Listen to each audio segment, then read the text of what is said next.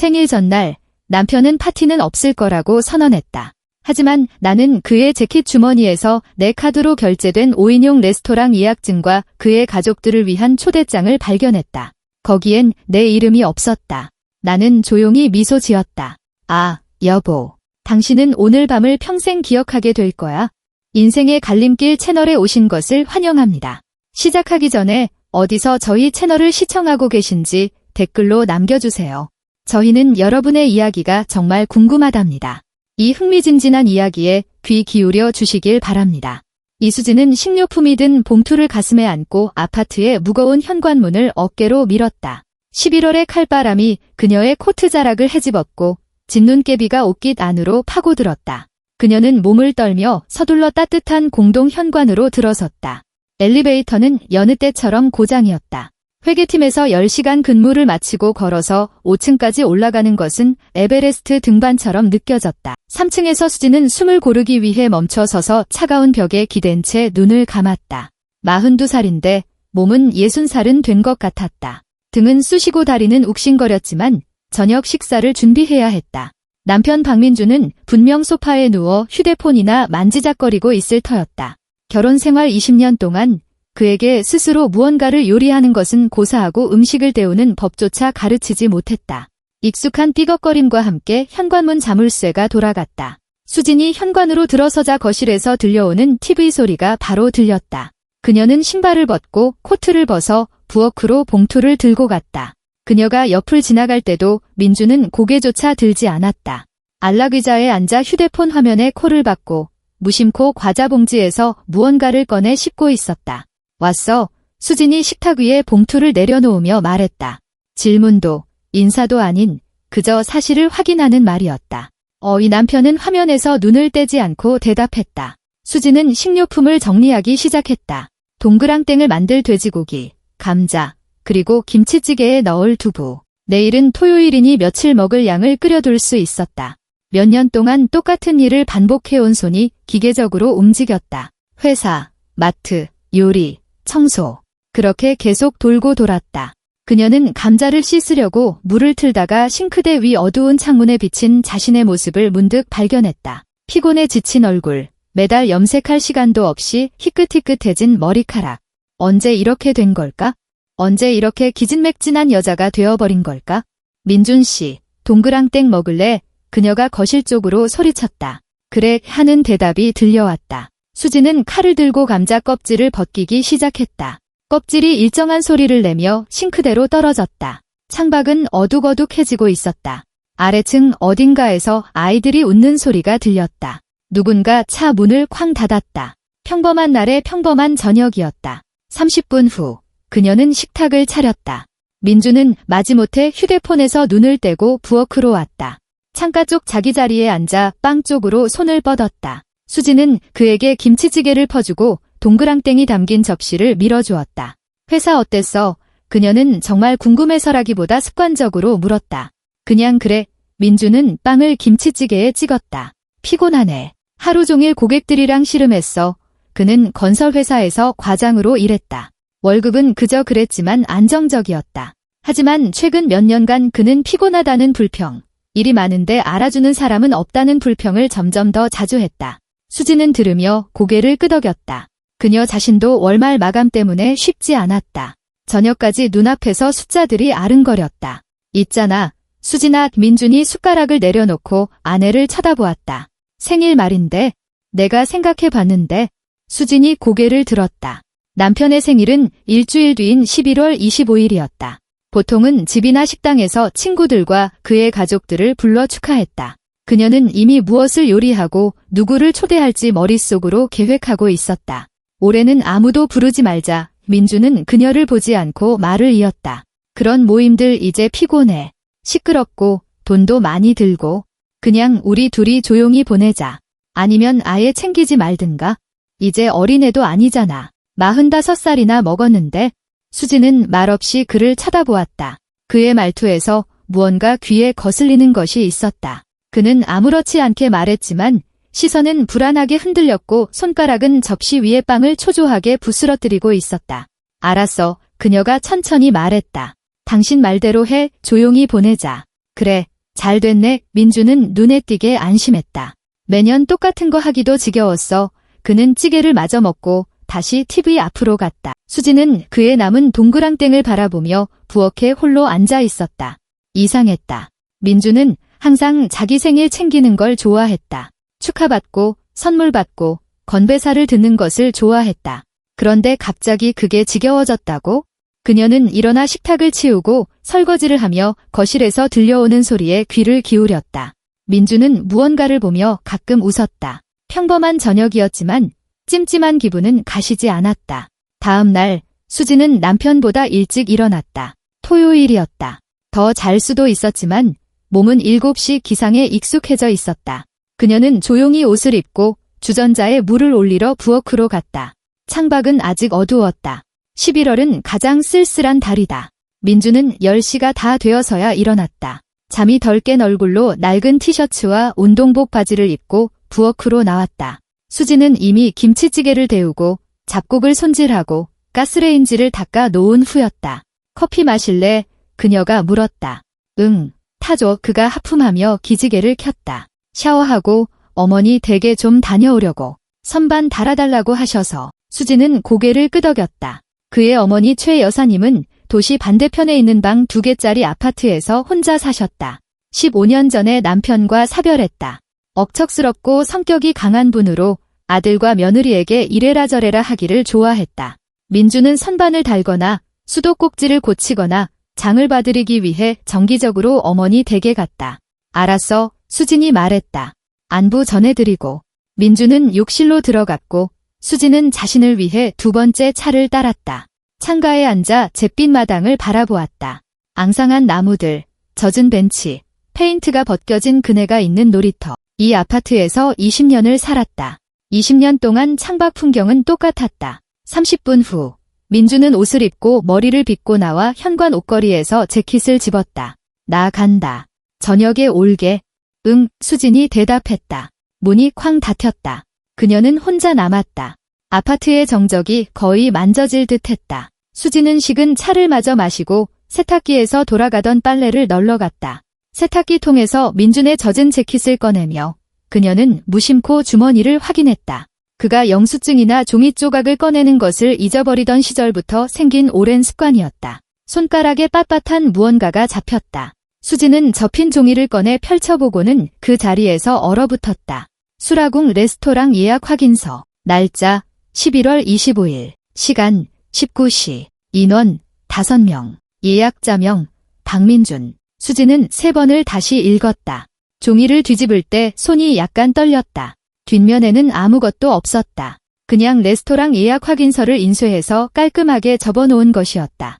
그녀는 젖은 재킷과 이 빌어먹을 종이를 손에서 놓지 못한 채 욕실 한가운데 있는 작은 의자에 주저앉았다.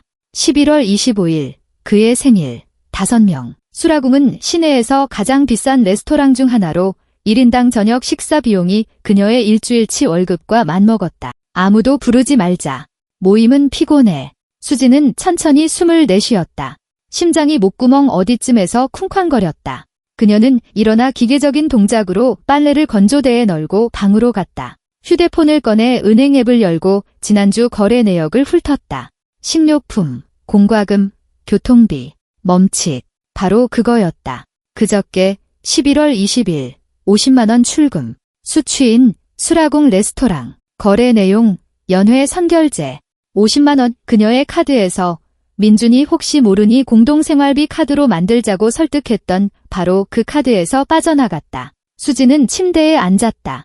귀에서 윙하는 소리가 났다. 그녀는 화면의 숫자를 보면서도 믿을 수가 없었다. 그는 그녀의 돈을 가져가 5인용 비싼 레스토랑을 예약하고 축하하고 싶지 않다고 거짓말을 했다. 그 5명은 누구일까? 그녀는 논리적으로 생각하려 애썼다. 민준 자신, 하나, 그의 어머니 최 여사님, 둘, 여동생 민희, 셋, 민희의 아들인 조카 지훈, 넷, 그리고 5번째는 아마도 그의 이모, 어머니의 여동생일 것이다. 수지는 눈을 감았다. 그의 가족. 그는 그녀의 돈으로 그녀 없이 가족과 함께 생일을 축하할 작정이었다. 그녀는 일어나 창가로 다가갔다. 아래 마당에서는 한 여자가 작은 황색 잡종견을 산책시키고 있었는데 걔는 신나게 웅덩이를 뛰어다녔다. 평범한 토요일의 풍경. 하지만 그녀의 속은 온통 뒤집어지고 있었다. 20년 동안 그녀는 만날 때마다 그녀를 비판할 구실을 찾는 시어머니를 참아왔다. 찌개를 잘못 끓였다느니, 집에 먼지가 많다느니, 날씨에 맞지 않게 옷을 입었다느니, 20년 동안 무슨 심리학 강의를 좀 들었다고 세상에서 제일 똑똑한 줄 아는 시누이 미니의 잔소리를 들어왔다.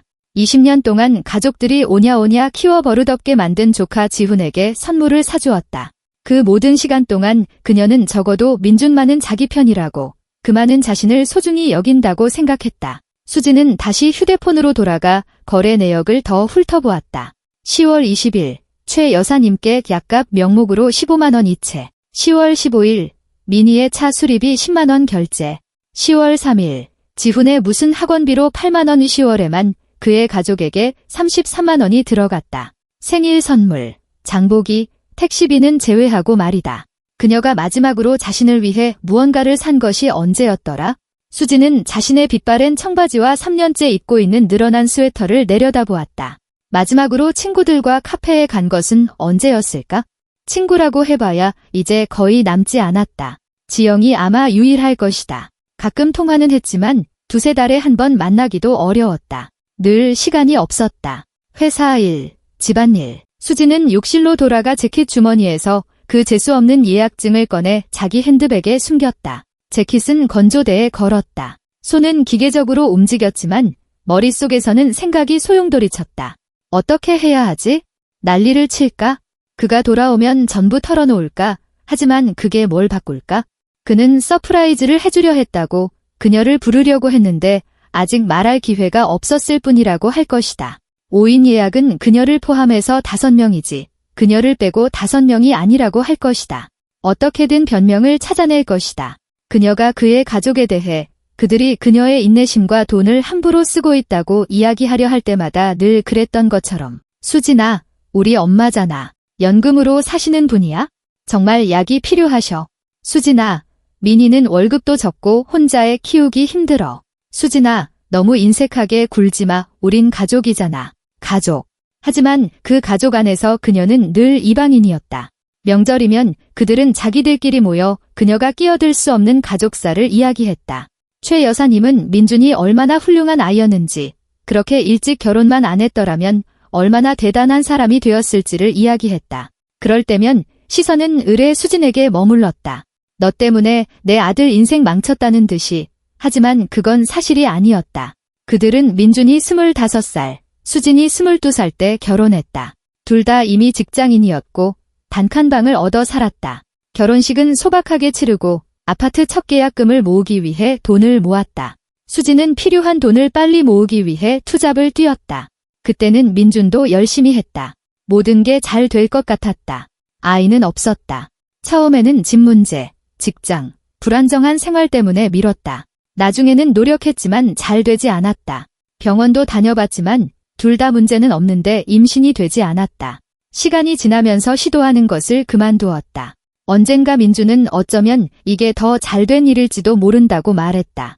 아이가 있으면 힘들고 돈도 많이 든다고. 수지는 그때 아무 말도 하지 않았지만 마음속 무언가가 아프게 조여왔다. 그녀는 아이를 원했다. 진정으로 자신의 편이 되어줄 누군가를 원했다. 하지만 인생은 다르게 흘러갔다. 어쩌면 그래서 그녀가 그의 가족에게 그토록 잘하려고 애썼는지도 모른다. 그들의 사랑을 얻고 그들의 일부가 되기 위해서 선물을 사고 명절 음식을 준비하고 돈으로 돕고 끝없는 조언과 비판을 들었다. 그러고도 여전히 그들의 소중한 민준에게는 부족한 남의 맏며느리로 남아있었다. 수지는 부엌으로 가서 물 한 잔을 단숨에 들이켰다. 시계를 보니 1시 반이었다. 민주는 저녁이 되기 전에는 돌아오지 않을 것이다. 보통 어머니 댁에 가면 차를 마시거나 TV를 보며 늦게까지 머물렀다. 그녀는 휴대폰을 들고 친구의 연락처를 열었다.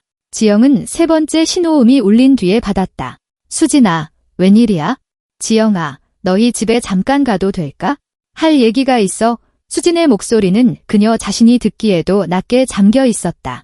물론이지. 와, 무슨 일 있어? 가서 얘기할게. 30분 후, 수진은 지영의 부엌에 앉아 따뜻한 차가 담긴 컵을 들고 있었다. 친구는 맞은편에 앉아 귀에 깊게 듣고 있었다. 그래서 이제 어떡할 거야? 수진이 이야기를 마치자 지영이 물었다. 모르겠어. 수진이 고개를 저었다. 정말 모르겠어? 난리를 쳐도 그는 전부 부인하거나 무슨 변명을 둘러댈 거야. 수진아, 이것만 생각해봐에 지영이 몸을 앞으로 기울였다. 이건 그냥 레스토랑이나 돈 문제가 아니야?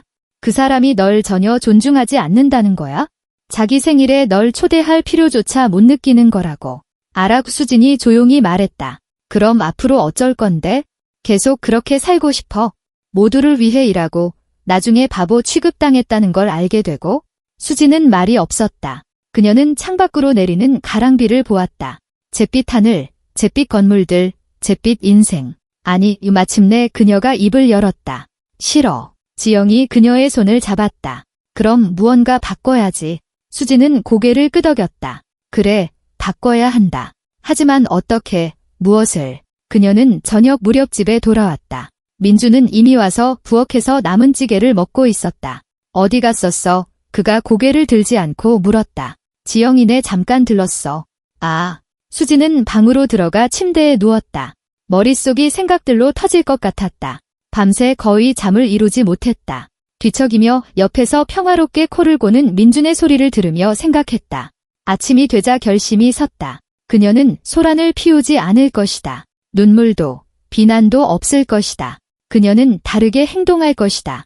아침에 수진은 머릿속에 명확한 계획을 세우고 일어났다. 민주는 아직 침대 절반을 차지하고 퍼져 자고 있었다.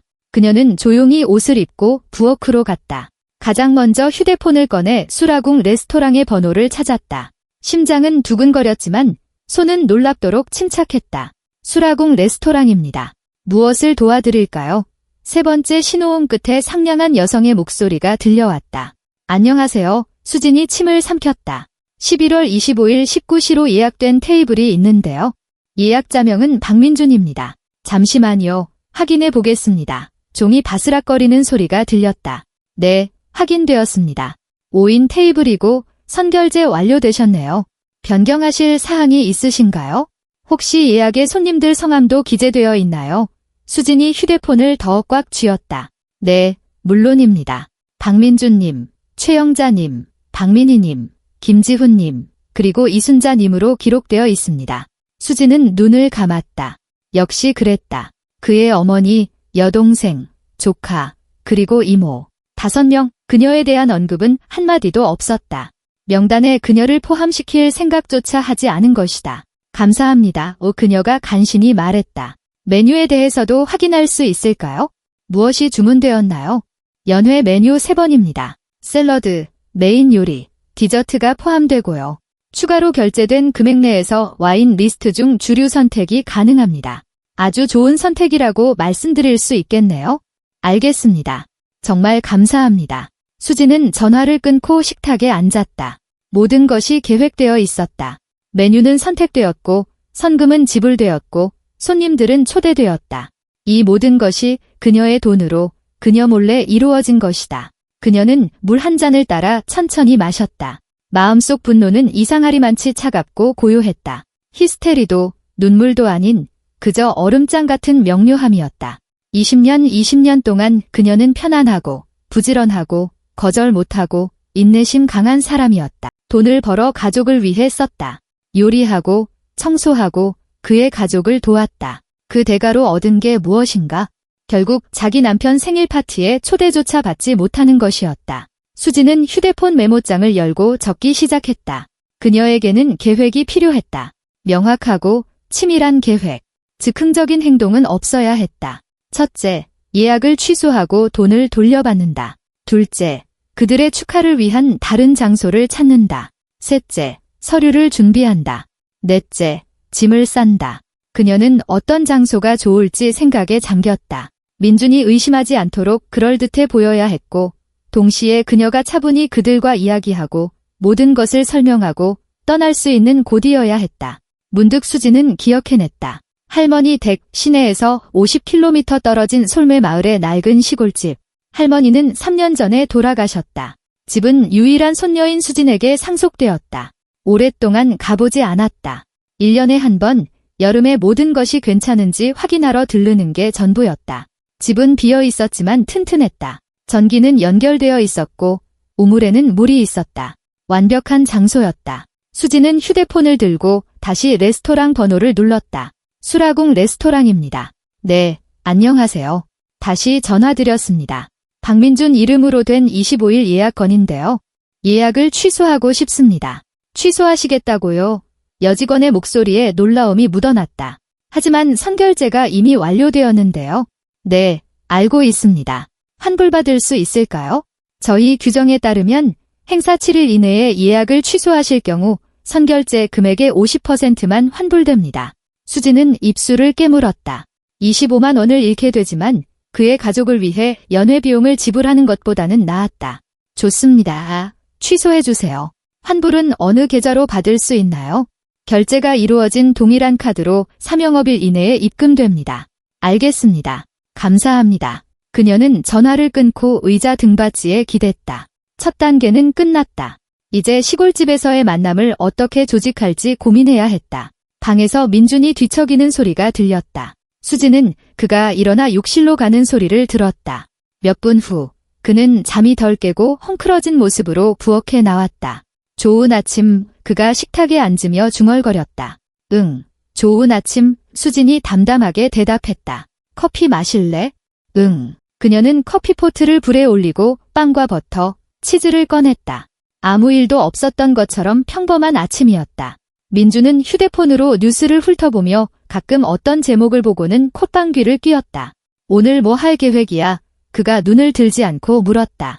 청소하고 요리하고. 보통 그렇지 뭐. 수진이 컵에 커피를 따랐다. 당신은? 집에 있으려고. 축구 경기 볼 거야. 물론 축구. 수지는 그의 앞에 컵을 놓고 맞은편에 앉았다. 그가 샌드위치를 씹고 커피를 홀짝이는 모습을 지켜보았다.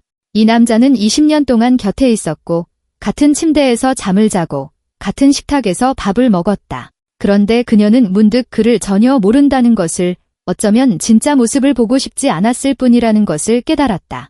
아침 식사 후 민주는 거실 TV 앞에 자리를 잡았다. 수지는 설거지를 하고 옷을 갈아입고 아파트를 나섰다. 가야 할 곳이 있었다. 가장 먼저 지영의 집으로 향했다. 친구는 목욕 가운을 입고 머리에 수건을 두른 채 문을 열어주었다. 수진아, 저와 마침 머리 감았어. 그들은 부엌으로 들어갔다. 지영은 주전자를 불에 올리고 맞은편에 앉았다. 자, 말해봐. 어떻게 하기로 했어? 수지는 휴대폰을 꺼내 계획이 적힌 메모를 보여주었다. 진심이야. 지영이 눈을 동그랗게 떴다. 너 정말 이걸 실행할 거라고? 완전 진심이야. 수진이 고개를 끄덕였다. 지영아, 내 도움이 필요해. 25일 낮에 내가 레스토랑 매니저인 척 민준 씨한테 전화해야 해. 매니저인 척. 지영이 회의적인 표정으로 눈을 가늘게 떴다. 그래서 뭐라고 말해야 하는데? 레스토랑의 기술적인 문제, 뭐 수도관이 터졌다거나 그런 일이 생겨서 연회가 다른 지점으로 옮겨졌다고. 그리고 솔매 마을에 있는 할머니 댁 주소를 알려주는 거야? 거기가 레스토랑의 새로운 장소, 뭐 자연 속 콘셉트라고 말해줘. 그 사람이 믿을까? 믿어야지. 수진이 어깨를 으쓱했다. 그는 깊이 생각하지 않을 거야. 자신감 있게 말하는 게 중요해. 할 수 있겠어? 지영은 잠시 생각하더니 천천히 고개를 끄덕였다. 할 수 있어? 널 위해서라면 할 수 있어? 근데 수진아, 정말 확신해. 다시 한번 생각해보는 건 어때? 밤새도록 생각했어. 수진이 조용히 말했다. 20년 동안 생각했어. 이제 충분해. 지영이 그녀의 어깨를 감싸 안았다. 그럼 제대로 해치우자. 수지는 점심때쯤 집에 돌아왔다.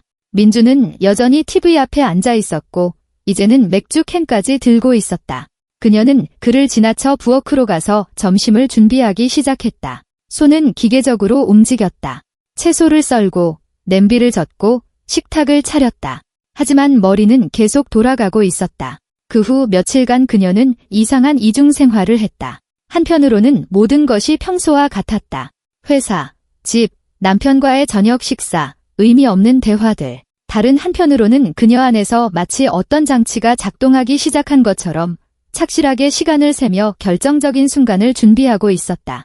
수진은 옷장에서 낡은 스포츠 가방을 꺼내 조금씩 물건들을 챙기기 시작했다. 서류, 신분증, 혼인관계 증명서, 은행 카드, 옷은 가장 필요한 것들만, 앨범에서 꺼낸 사진들, 할머니와 함께 찍은 것, 이미 돌아가신 부모님과 함께 찍은 것들, 어머니의 귀걸이, 할머니의 스카프, 지영이 준 엽서 등 마음에 소중한 몇 가지 자질구레한 것들. 그녀는 민준이 회사에 있거나 샤워 중일 때 조금씩 이 일을 했다. 가방은 다락 선반에 숨겼다. 그는 그곳을 절대 들여다보지 않았다. 수요일, 수지는 회사에 월차를 내고 솔매마을로 갔다. 길은 1시간 남짓 걸렸다. 버스는 들판과 작은 숲을 지나 시골길을 구불구불 달렸다. 11월이 한창이었다. 나무는 앙상했고 하늘은 잿빛이었으며 곳곳에 이미 눈이 쌓여 있었다. 그녀는 마을 중심 정류장에서 내려 익숙한 길을 따라 걸었다. 솔매마을은 30가구 남짓한 작은 마을이었다. 겨울에는 몇 가구만 살았다. 나머지는 주말 농장처럼 여름에만 오는 사람들이었다. 할머니 댁은 수벽, 마을 가장자리에 서 있었다.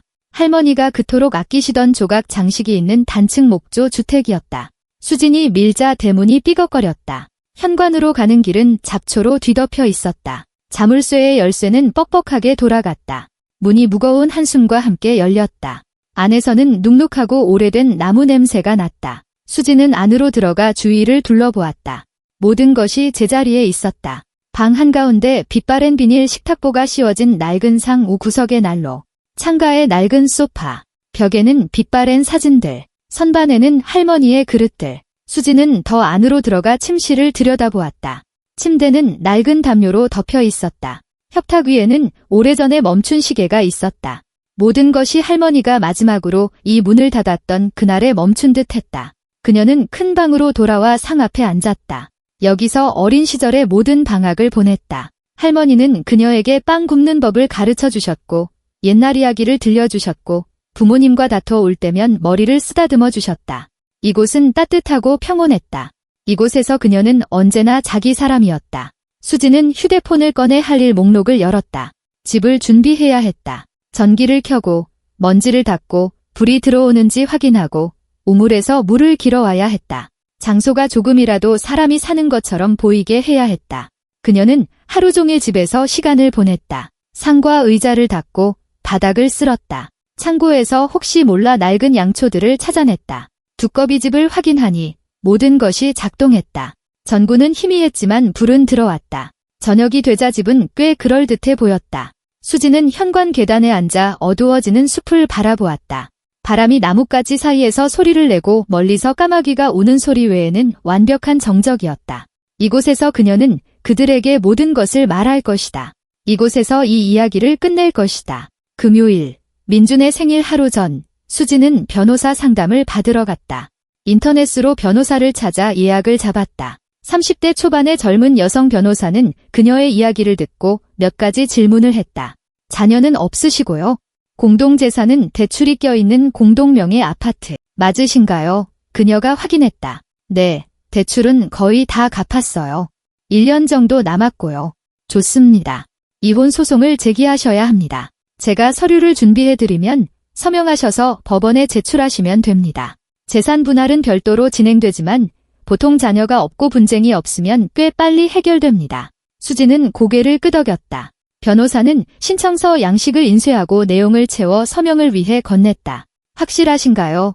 그녀가 수진의 눈을 똑바로 보며 물었다. 이혼은 항상 힘든 일입니다. 감정적으로나 재정적으로나요. 원만하게 해결해 보시는 건 어떨까요? 노력했어요. 수진이 펜을 들었다. 20년 동안 노력했어요. 이제 지쳤어요. 그녀는 또렷하고 단호한 서명을 했다. 변호사는 고개를 끄덕이고 서류를 파일에 넣었다. 알겠습니다. 연휴 끝나고 법원에 가시면 됩니다. 보통 재산 분쟁이 없으면 23개월 정도 걸립니다. 수지는 서류 파일을 옆구리에 끼고 사무실을 나왔다. 마음이 이상했다. 무거우면서도 가벼웠다. 마치 어떤 짐을 내려놓은 것 같았지만 동시에 텅 빈 기분이 들었다. 저녁에 집에 온 민주는 이상하게 활기차 있었다. 무언가 휘파람을 불며 짐을 챙겼다. 내일 아침 일찍 어머니 댁에 갈 거야. 그가 저녁 식사 중에 말했다. 명절 장 보시는 거 좀 도와드려야지. 무슨 명절? 수진이 순진하게 물었다. 아, 어머니 친구분이 지방에서 오신대. 그래서 모이신다고. 그가 능숙하게 거짓말을 했다. 알잖아. 할머니들은 모여서 차 마시고 수다 떠는 거 좋아하시는 거. 수지는 말없이 고개를 끄덕였다. 그럴듯한 거짓말을 만들 생각조차 하지 않는구나. 어차피 그녀가 아무것도 모를 거라고 확신하는 것이다. 알았어, 그녀가 말했다. 그래, 도와드려. 민주는 만족스럽게 웃으며 저녁 식사를 계속했다. 수지는 그를 바라보며 이 남자를 남편으로서 보는 마지막 순간이라고 생각했다. 내일이면 모든 것이 변할 것이다. 밤에 그녀는 거의 잠들지 못했다. 천장을 바라보며 누워 옆에서 고르게 숨쉬는 민준의 소리를 들었다. 20년간 같은 침대에서 20년간 함께, 그리고 그 모든 시간 동안 그녀는 혼자였다. 11월 25일 아침, 수지는 누구보다 일찍 일어났다. 옷을 입고 미리 챙겨둔 짐 가방을 들고 짧은 메모를 썼다. 지영이네 며칠 다녀올게. 걱정 마. 부엌 식탁 위에 메모를 남겼다. 조용히 아파트를 나와 뒤돌아보지 않고 문을 닫았다. 계단을 내려가 거리로 나섰다. 아침은 춥고 맑았다. 첫 겨울날 같았다. 수지는 버스터미널로 가는 마을버스에, 그리고 솔매마을로 가는 버스에 몸을 실었다. 길은 끝없이 느껴졌다. 그녀는 창밖으로 스쳐 지나가는 들판과 마을을 보며 오늘 그녀의 인생이 전과 후로 나뉠 것이라고 생각했다. 수지는 정오쯤 솔매마을에 도착했다. 마을은 정적과 드문 구름 사이로 비치는 차가운 햇살로 그녀를 맞았다. 그녀는 짐 가방을 손에 들고 할머니 댁으로 향하는 익숙한 길을 걸었다. 밤새 살짝 얼어붙은 눈이 발밑에서 뽀드득거렸다. 집은 3일 전 그녀가 준비하러 왔을 때와 똑같아 보였다. 수지는 문을 열고 가방을 안으로 들였다. 안은 추웠지만 예상했던 것만큼 눅눅하지는 않았다. 그녀는 곧장 난로로 가서 옆에 쭈그려 앉았다. 창고에는 땔감이 충분했다. 수요일에 이미 한아름 가져다 놓았다. 수지는 어릴 때부터 난로 피우는 법을 알았다. 할머니가 가르쳐 주셨다. 처음엔 작은 나뭇가지, 그 다음엔 좀 더 굵은 것, 그리고 마지막으로 큰 장작들. 곧 난로 안에서 불이 즐겁게 타닥거리기 시작했다. 온기가 방 안으로 퍼져나가기 시작했다. 수지는 코트를 벗어 문 옆고리에 걸고 주위를 둘러보았다. 모든 것이 준비되었다. 상은 깨끗했고 의자들은 놓여 있었다. 상 위에는 이혼 신청서, 은행 거래 내역서, 그의 가족에게 보낸 이체 내역 출력물 등 서류가 담긴 파일이 놓여 있었다. 그녀가 모든 것을 알고 모든 것을 이해했으며 결정을 내렸다는 것을 보여주기에 충분한 것들이었다. 그녀는 휴대폰을 꺼냈다. 12시 30분. 지영은 3시에 레스토랑에서의 가짜 연애가 시작되기 4시간 전에 민준에게 전화하기로 했다. 그가 가족들을 모아 이곳으로 오기에 딱 맞는 시간이었다. 수지는 방 안을 서성였다. 창가 소파에 앉았다가 다시 일어났다. 초조함이 밀려왔고 손이 약간 떨렸다. 그녀는 주먹을 쥐고 심호흡을 했다. 아니, 마음을 바꾸지 않을 것이다. 그냥 조금 긴장될 뿐이다. 당연한 일이다. 오랫동안 준비해온 일이 이제 곧 일어날 것이다. 마음을 진정시키기 위해 수지는 간단한 일을 하기로 했다. 가방에서 집에서 가져온 보온병에 담긴 차를 꺼냈다. 컵에 따라 한 모금 마셨다. 뜨겁고 달콤한 그녀가 좋아하는 맛이었다. 상 앞에 앉아 휴대폰을 앞에 두었다. 시간은 고통스러울 정도로 느리게 흘렀다. 그녀는 화면을 쳐다보았다. 1시 10분, 1시 30분. 매분이 1시간처럼 느껴졌다. 수지는 일어나 창가로 다가갔다. 유리창 너머로 눈 덮인 텃밭이 하얗게 보였다. 그 너머로는 어두운 숲이 펼쳐져 있었다. 조용하고 평화로웠다. 이 작은 집에서 오늘 한 가족의 운명이 결정될 것이라는 사실을 아무도 몰랐다. 아니, 무슨 가족. 수지는 쓴웃음을 지었다. 가족이란 함께하고 서로를 돌보고 존중하는 것이다. 그녀에게 있었던 것은 무엇이었나? 가족인 척하는 것, 함께 사는 습관, 그에게는 편리함, 그녀에게는 끝없는 인내심뿐이었다. 2시에 그녀는 지영에게 전화했다. 어때? 준비됐어? 친구가 물었다. 응, 준비됐어. 수진이 침을 삼켰다. 뭐라고 말할지 기억하지? 기억해. 수도관이 터져서 연회가 레스토랑 교회 지점으로 변경됐다고. 새로운 콘셉트라고. 모든 비용은 처리됐고 주소는 여기라고. 최대한 자신감 있고 사무적으로 말할게. 고마워, 지영아. 정말 고마워. 뭘, 친구 좋다는 게 뭐겠어? 힘내, 수진아. 넌 잘하고 있어? 수진은 전화를 끊고 다시 방 안을 서성였다. 2시, 전화까지 아직 1시간이 남았다.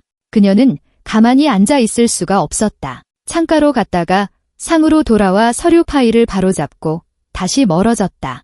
정확히 3시, 지영의 전화벨이 울렸다. 수진은 지금 친구가 민준의 번호를 누르고 있다는 것을 알았다. 그가 어디에선가 아마도 이미 어머니 댁에서 저녁을 준비하고 있을 모습을 상상했다. 그가 전화를 받고 모르는 번호를 보는 모습을 5분이 지났다. 지영이 다시 전화했다. 다 끝났어. 그녀가 말했다. 진짜 속았어. 처음엔 놀라서 주소를 되묻더라.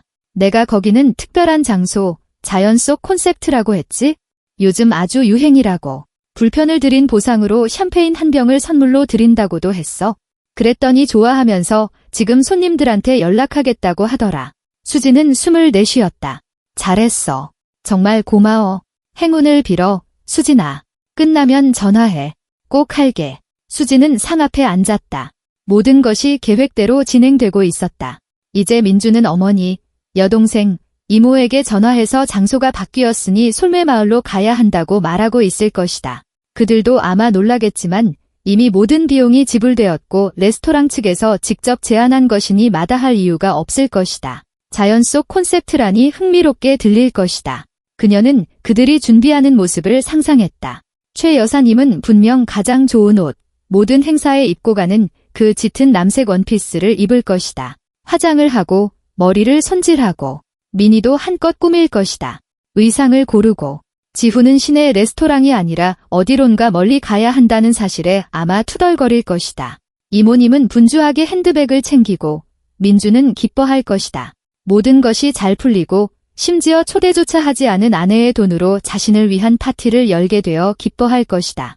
아마도 그들이 앉아서 먹고 마시고 그를 축하하는 모습을 이미 상상하고 있을 것이다. 수진 없이 늘 곁에 있으면서 무언가 관심, 존중, 사랑을 바라는 이 성가신 아내 없이 수진은 일어나 난로로 다가갔다. 불이 서서히 사그라들고 있었다.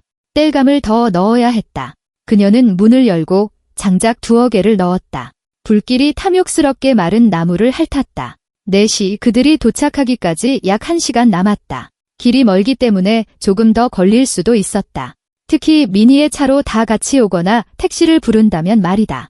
수지는 상으로 돌아와 파일을 열고 이혼 신청서를 다시 읽었다. 건조한 관공서 용어들. 혼인관계 해소를 청구합니다. 체결된 혼인관계로 인해 공동생활이 불가능함. 그녀는 사유로 극복할 수 없는 차이라고 적었다. 불륜에 대해 쓰지는 않았지만 이것 또한 불륜이었다. 다른 여자와의 불륜은 아니었지만 그녀에 대한, 그들의 결혼에 대한, 당연히 있어야 할 무언가에 대한 배신이었다. 또 다른 서류는 변호사가 작성한 재산 분할 합의서였다. 아파트를 팔고 돈은 반으로 나눈다. 서로에 대한 아무런 요구사항 없음. 깔끔하고 간단하고 불필요한 감정 없이 수지는 서류를 다시 파일에 넣었다. 모든 것이 준비되었다. 기다리기만 하면 되었다. 그녀는 다시 창가로 다가갔다. 해가 서쪽으로 기울고 있었다. 하늘은 옅은 분홍색으로 물들었다. 아름다웠다. 할머니는 항상 시골의 노을은 특별하다고 말씀하셨다. 연기와 먼지로 가득한 도시와는 다르다고. 이곳의 하늘은 맑았고 해는 마치 내일까지 작별 인사를 하듯 천천히 넘어갔다. 5시. 수지는 코트를 입고 현관으로 나가서서 차가운 공기를 들이마셨다. 눈과 굴뚝에서 나오는 연기 냄새가 났다. 이웃집들도 난방을 하고 있었다. 마을은 저녁을 맞아 깨어나고 있었다. 어디선가 개 짖는 소리가 들리고 대문이 쾅 닫히고 말소리가 들렸다. 그녀는 집으로 돌아와 코트를 벗고 방을 서성였다. 상 옆 의자들을 바로잡았다. 이미 반듯하게 놓여 있었지만 그냥 손을 바쁘게 움직여야 했다. 5시 30분. 전화기는 조용했다. 수지는 휴대폰을 들어 신호가 있는지 확인했다. 배터리는 가득 차 있었다. 모든 것이 정상이었다. 그냥 아직 도착하지 않은 것뿐이다. 그녀는 소파에 앉아 휴대폰을 옆에 두고 눈을 감았다. 마음을 진정시키려 애썼다. 심장은 빠르게 뛰었고 관자놀이가 욱신거렸다. 숨을 쉬어. 그녀는 스스로에게 말했다. 그냥 숨을 쉬는 거야? 다 잘 될 거야? 넌 옳은 일을 하고 있어? 6시 10분 전 밖에서 엔진 소리가 들렸다. 수지는 벌떡 일어나 창가로 달려갔다. 집으로 향하는 길에 회색 차 한 대가 오고 있었다. 미니의 차와 비슷했다. 차는 대문 앞에서 멈췄다. 시작이었다. 수지는 창가에서 물러나 상 옆에 섰다. 손이 저절로 가슴 앞에서 깍지를 꼈다. 그녀는 손을 풀고 몸 옆으로 내렸다. 침착해, 넌 강해. 넌 모든 걸 계획했어. 차 문이 쾅 닫혔다. 그리고 또 하나, 여자 목소리, 남자 목소리. 대문이 삐걱거렸다. 정말 여기 맞아?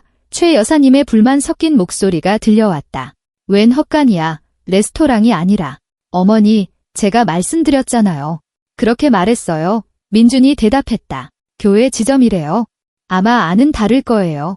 달라야 할 텐데 민희가 투덜거렸다. 새 구두 신었는데 여긴 눈이 발목까지 쌓였잖아. 지훈은 알아들을 수 없는 소리로 무언가 중얼거렸다. 이모님은 말이 없었다. 길을 따라 현관 계단을 오르는 발소리. 삐걱이는 마룻바다. 문이 활짝 열렸다. 어두운 정장에 흰 셔츠, 넥타이를 메고 머리를 빗고 향수를 뿌린 잔뜩 멋을 낸 민준이 가장 먼저 들어왔다. 그 뒤로 커다란 귀걸이를 한 채 그 남색 원피스를 입은 최 여사님이 따랐다. 그 다음은 몸에 꼭 끼는 빨간 원피스를 입은 키 큰 금발의 민희. 그 뒤로는 청바지에 재킷을 걸친 18살쯤 되어 보이는 키다리 청년 지훈. 그리고 마지막으로 갈색 정장을 입은 60대쯤의 통통한 여성인 이모님이 들어왔다. 그들은 시끄럽게 떠들며 때로 집 안으로 들어서다가 그 자리에서 얼어붙었다. 수지는 천장 아래 희미한 전등 불빛을 받으며 상 옆에 서 있었다. 그녀는 평범한 청바지에 스웨터 차림이었고 머리는 하나로 묶여 있었다. 축제 분위기의 옷차림은 전혀 아니었다. 얼굴에는 평온함이 깃들어 있었다. 수지나 민준의 얼굴이 창백해졌다. 내가 왜 여기 있어? 당신들을 기다렸어요. 그녀가 차분하게 말했다. 들어오세요. 옷 벗으시고요. 아니면 그냥 서 계시든가. 레스토랑은 어디 있어? 최 여사님이 마치 웨이터와 차려진 식탁을 기대한 듯 주위를 둘러보았다. 민준아, 이게 무슨 일이니? 이해가 안 가는구나. 민준이 수진에게 한 걸음 다가왔다. 대체 무슨 짓이야? 우리한테 전화 와서 연애가 여기라고 했단 말이야. 당신한테 전화가 갔겠죠. 수진이 그의 말을 정정했다. 정확히는 내 친구가 레스토랑인 척 전화해서 당신들이 여기로 오게 한 거예요. 침묵이 흘렀다. 가족들은 서로를 쳐다보았다. 민희가 가장 먼저 상황을 파악했다. 너 지금 우리를 상대로 장난친 거야. 그녀가 앞으로 나섰다. 눈이 분노로 타올랐다. 내가 뭔데 감히? 나는 박민준 씨 아내예요. 수진이 그녀의 말을 잘랐다. 당신들이 남편 생일에 초대하는 걸 잊어버린 바로 그 아내. 당신들의 연회 비용을 지불한 바로 그 아내. 아니, 지불할 뻔했지만 지불하지 않은 아내. 무슨 소리를 하는 거야? 민준이 평정심을 되찾으려 애썼다. 무슨 연회. 수지는 주머니에서 접힌 종이, 그의 재킷에서 나온 바로 그 종이를 꺼냈다. 펼쳐서 보여주었다. 수라궁 레스토랑 예약증. 11월 25일 19시. 5명. 내 카드로 50만 원 결제됨. 손님 명단 박민준, 최영자, 박민희, 김지훈, 이순자. 내 이름은 없네요. 최 여사님은 숨을 헉 들이마셨다. 민희는 시선을 피했다. 지훈은 자신과는 상관없는 일인 척 휴대폰만 쳐다봤다. 이모님은 어쩔 줄 몰라 하며 눈만 깜빡였다. 민주는 입을 열었다가 닫았다. 얼굴이 붉어졌다. 수진아, 이건 내가 생각하는 그런 게 아니야. 그런 게 아니라고. 수진은 쓴웃음을 지었다. 그럼 뭔데요? 나를 위한 서프라이즈? 마지막 순간에 나를 부를 생각이었어요. 아니면 혹시 어머니랑 여동생이랑 연회 즐기고 술에 취해 기분 좋게 집에 와서 나한테 서프라이즈를 해줄 계획이었나? 아가, 말 조심하렴. 최 여사님이 끼어들었다. 어른한테 말하는 버릇이 그게 뭐니? 저는 20년 동안 저를 이용해 먹은 사람들과 이야기하고 있는 거예요. 수진이 그녀의 말을 끊었다. 목소리는 낮았지만 단호했다. 내 돈, 내 시간, 내 인내심을 가져가고도 고맙다는 말 한마디 안 한 사람들이랑요. 내가 어떻게 감히? 민희가 발끈했다. 우린 너한테 빚진 거 없어. 맞아요. 빚진 거 없죠. 수진이 고개를 끄덕였다. 왜냐하면 이제 제가 더는 주지 않을 거니까요. 그녀는 상위에서 파일을 집어 은행 거래 내역서를 꺼냈다. 자, 보세요. 10월 최영자 여사님 약값으로 15만원, 박민희 씨 차 수리비로 10만원, 김지훈 군 학원비로 8만원. 9월 최영자 여사님 새 TV 사시는데 20만원, 박민희 씨 옷 사는데 10만원. 8월 그만해. 민준이 그녀에게 다가가 서류를 빼앗으려 했다. 그만하라고 했어. 수지는 뒤로 물러서며 파일을 가슴에 안았다. 아니요, 그만 안 해요. 당신들은 들어야 해요. 지난 1년 동안 제가 당신들 가족에게 보낸 돈이 총 215만 원이에요. 선물, 식료품, 집안일 도와준 건 빼고요. 215만 원 이게 저한테 얼마나 큰 돈인지 아세요? 제 월급 4달치예요. 우리가 달라고 한 거 아니잖니. 최 여사님이 말을 시작했지만 목소리가 떨렸다. 달라고 하셨잖아요. 수진이 매섭게 말했다. 끊임없이 달라고 하셨죠. 수진아, 좀 도와다오. 연금이 적어서. 수진아, 도와줘. 혼자 애 키우기 힘들어. 수진아, 설마 거절하진 않겠지. 그리고 저는 거절하지 않았어요. 그게 당연한 줄 알았으니까요. 가족이란 서로 돕는 거라고 생각했으니까요. 그녀는 그들을 둘러보았다. 하지만 늘 돕는 건 저 혼자였어요. 제가 도움이 필요했을 땐 어땠죠? 3년 전에 맹장염으로 입원했을 때 누가 왔죠? 지영이가 왔어요. 남편도, 시어머니도, 시누이도 아닌 친구가요. 제가 회사에서 잘리고 2달 동안 새 직장을 구할 때 누가 도와줬죠? 그것도 지영이었어요. 언제 갚을 거냐고 묻지도 않고 돈을 빌려줬죠. 당신들은 잘 지내냐고 전화 한 통 없었잖아요. 그건 다 쓸데없는 소리야. 민준이 상황을 장악하려 했다. 수진아, 히스테리 그만 부리고 집에 가서 조용히 얘기하자. 아니요, 수진이 고개를 저었다. 집에 안 가요. 아니, 가긴 가겠지만 당신이랑은 아니에요. 저는 짐을 챙겨서 당신을 떠날 거예요. 그리고 이혼 소송할 거예요. 그녀는 상위에 신청서를 놓았다. 자, 시간 날 때 읽어보세요. 저는 이미 서명했어요. 당신은 서명하거나 아니면 재판을 기다리면 돼요. 아파트는 팔고 돈은 반으로 나눠요. 아무런 요구사항 없어요? 민주는 서류를 움켜쥐고 눈으로 훑었다. 얼굴이 일그러졌다. 너 미쳤어. 무슨 이혼이야? 뭐 때문에? 내가 가족이랑 생일 좀 보내려 했다고? 내가 당신한테 가족이 아니기 때문이죠. 수진이 조용히 말했다. 이 예약증을 보고 깨달았어요. 당신은 나를 초대할 생각조차 안 했어요. 생각조차 안 했죠? 왜냐하면 나는 당신에게 지갑이니까. 편하고, 믿음직하고, 항상 곁에 있고, 언제나 열려있는 지갑. 수진아, 그건 말도 안 돼. 수진이 아니에요. 이수진이에요. 그리고 말도 안 되는 소리가 아니에요. 이건 내가 마침내 보게 된 진실이에요. 최 여사님이 정신을 차리고 앞으로 나섰다. 민준아, 제가 너한테 저렇게 말하게 둬선 안 돼. 넌 남자고 가장이야. 무슨 가장이요? 수진이 웃었다. 당신들이 저를 힘들게 할 때 저를 위해 나서주지도 못했는데요. 제 요리, 제 옷, 제 직업을 비판할 때 침묵했죠. 제가 아이가 없어서 나쁜 아내라고 넌지시 말할 때도 침묵했어요. 항상 침묵했죠. 그게 편했으니까요. 어머니도 만족하고 여동생도 만족하고 아내는 돈 벌어오고 모두가 행복했으니까. 너 그 말 후회하게 될 거야. 민희가 쉿소리를 냈다.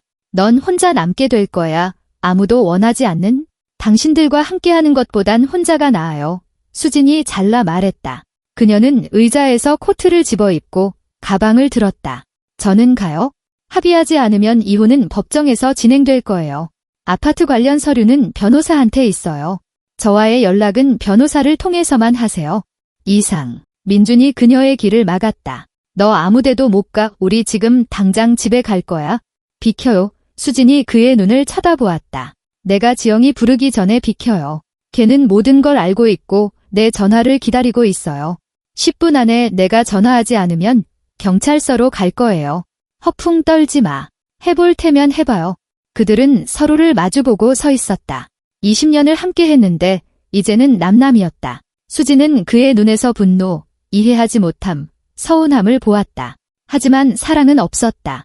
어쩌면 처음부터 없었는지도 모른다.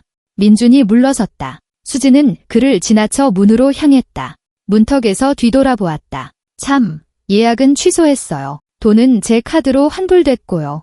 절반만요. 나머지는 레스토랑이 위약금으로 가져갔지만 그건 당신들 문제죠. 원한다면 여기서 축하하세요. 이 집은 제 것이지만 오늘 저녁은 선물로 드릴게요. 공짜로요. 그녀는 현관으로 나섰다. 차가운 저녁 공기가 얼굴을 스쳤다. 수지는 깊이 숨을 들이쉬고 계단을 내려갔다. 등 뒤에서 최 여사님의 울부짖음이 들렸다.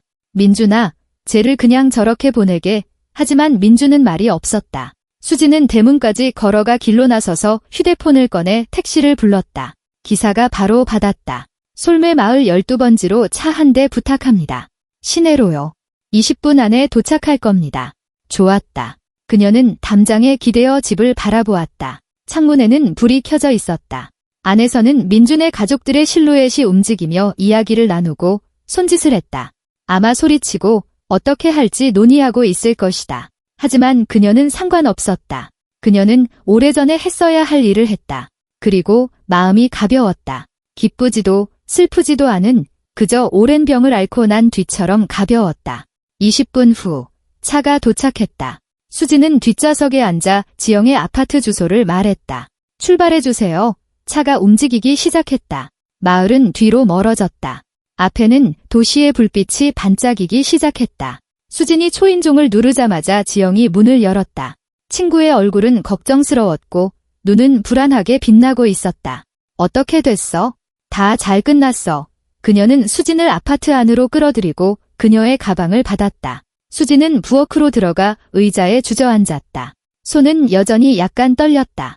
그 대화 후의 아드레날린이 아직 혈관에서 빠져나가지 않은 상태였다.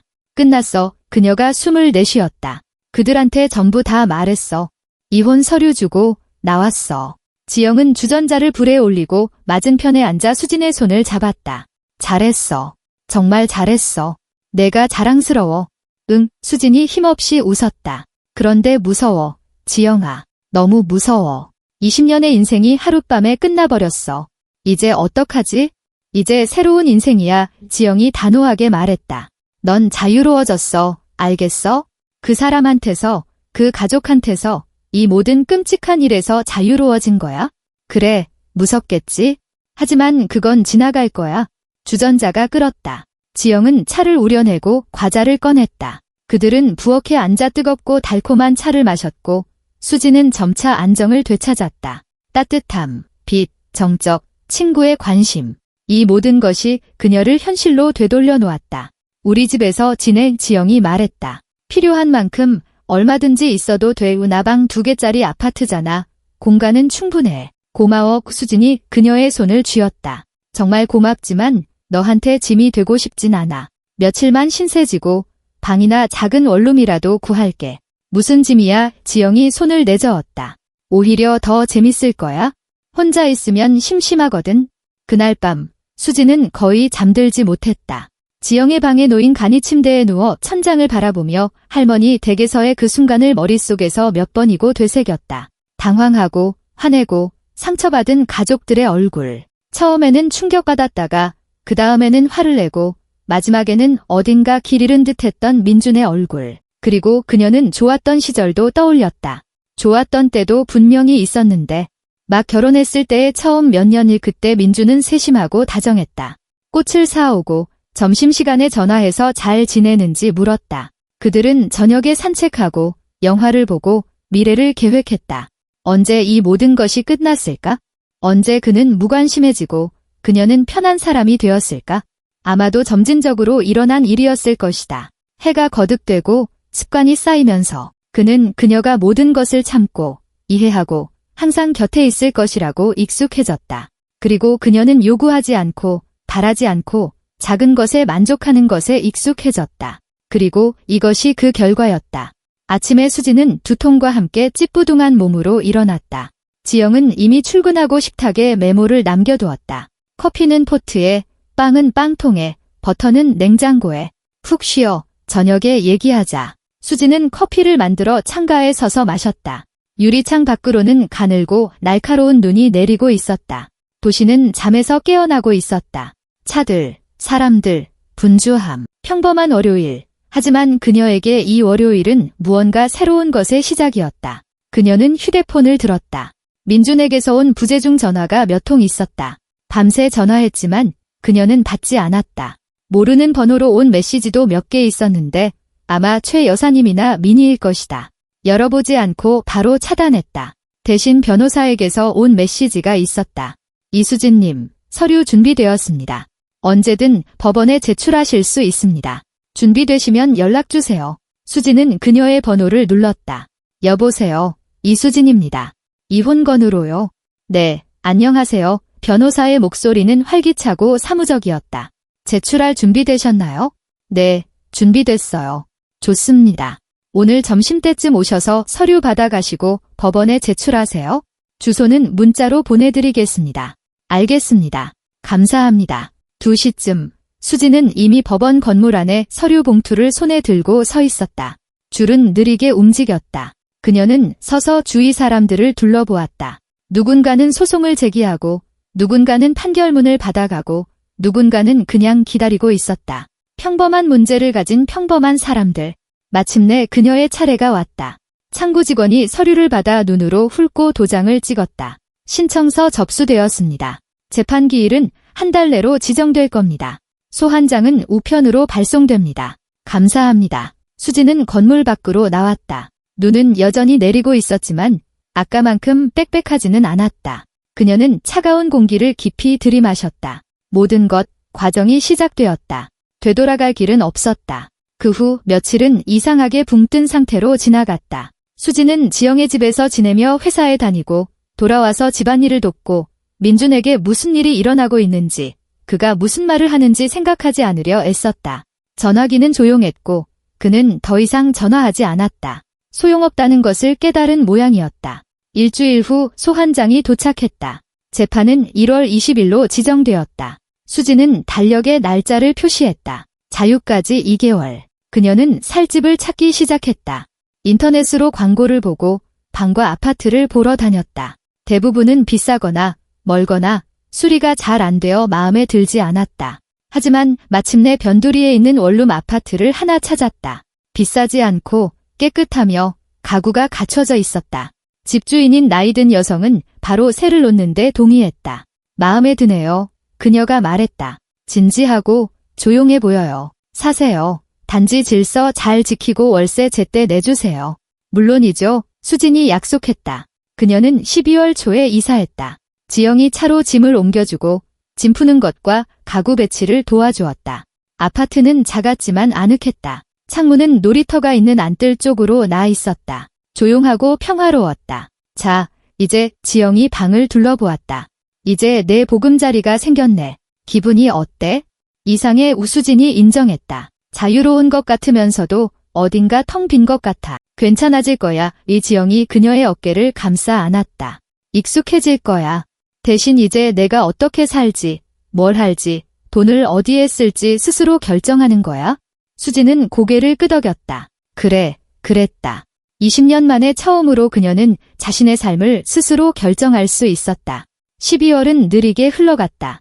회사, 집, 가끔 지영과의 만남. 수진은 혼자 사는 법을 배우고 있었다.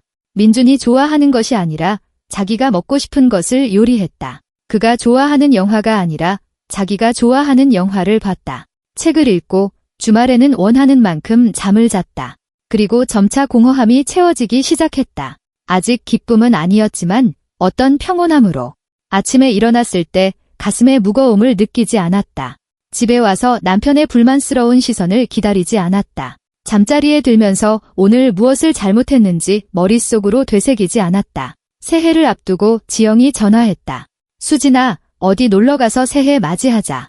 요양원이나 휴양림 같은 데로. 우리 둘이 사람답게 푹 쉬다 오자. 그래, 좋아. 우수진이 동의했다. 어디론가 떠나고 싶어. 그들은 이웃도에 있는 저렴한 휴양림을 찾았다. 숲속의 작은 오두막, 사우나, 스키. 그들은 벽난로 앞에서 새해를 맞이하고 샴페인을 마시고 웃었다. 수진은 민준에 대해 그들이 보통 어떻게 그의 어머니 댁에서 그의 가족들에게 둘러싸여 명절을 보냈는지에 대해 떠올리지 않았다. 지금은 달랐다. 가볍고 단순하고 온전히 자신의 것이었다. 1월에 법원 재판 소환장이 왔다. 1월 20일 오전 10시 수진은 회사에 휴가를 내고 법원에 미리 도착해서 복도에서 변호사를 만났다. 다 잘 될 거예요. 변호사가 그녀를 안심시켰다. 그분이 이혼에 동의하고 재산 분할에 이의를 제기하지 않겠다는 서류에 서명했어요. 사실상 형식적인 절차예요. 수지는 고개를 끄덕였다. 속이 울렁거렸다. 지금 그녀는 시골집에서의 그날 저녁 이후 처음으로 민준을 보게 될 것이다. 그들은 법정으로 들어갔다. 민준은 이미 반대편에 앉아 있었고 옆에는 어떤 남자가 있었는데 아마도 그의 변호사일 것이다. 그녀가 들어서자 그가 고개를 들었다. 그녀를 쳐다보더니 시선을 돌렸다. 재판은 오래 걸리지 않았다. 판사가 신청서를 낭독하고 양측이 이혼을 원하는지 물었다. 둘 다 그렇다고 대답했다. 판사는 판결을 위해 휴정을 선언했다. 그들은 복도로 나왔다. 민준이 수진에게 다가왔다. 얘기 좀 할 수 있을까? 무슨 말을 하고 싶은데요? 수진이 가슴에 팔짱을 꼈다. 내가 정말 떠날 줄은 몰랐어. 그가 바닥을 보며 조용히 말했다. 화가 풀리면 돌아올 줄 알았어. 우리 함께한 세월이 얼만데? 20년이죠. 수진이 동의했다. 20년 동안 나는 당신에게 편한 사람이었어요. 그리고 더 이상 그렇지 않게 되자 당신은 나를 붙잡으려 노력조차 하지 않았죠. 무슨 말을 해야 할지 몰랐어. 그가 고개를 들었다. 내 말이 맞았어. 모든 게 다 내가 정말 쓰레기처럼 굴었어. 네, 그녀가 고개를 끄덕였다. 그랬죠. 하지만 이 얘기를 하고 싶진 않아요. 다 끝났어요. 우리 다시 시작해보면 어떨까? 그의 목소리에 희망이 섞여 있었다. 나 변할게. 정말이야. 다른 사람이 될게? 아니요. 수진이 고개를 저었다. 다시 시작 안 해요? 저는 더 이상 원하지 않아요. 미안해요. 그녀는 그에게서 멀어져 벤치에 앉았다. 민주는 잠시 서 있다가 자기 변호사에게로 돌아갔다. 30분 후 그들은 다시 법정으로 불려 들어갔다. 판사가 판결을 낭독했다. 혼인관계는 해소되었다. 재산은 제출된 합의서에 따라 분할된다. 아파트는 매각하고 금액은 반으로 나눈다. 모든 것이 끝났다. 그들은 더 이상 부부가 아니었다. 수지는 들뜬 기분으로 법원 건물을 나왔다. 춥고 맑은 날이었다. 햇살이 눈부셨다. 그녀는 휴대폰을 꺼내 지영에게 전화했다. 어때? 친구가 바로 받았다.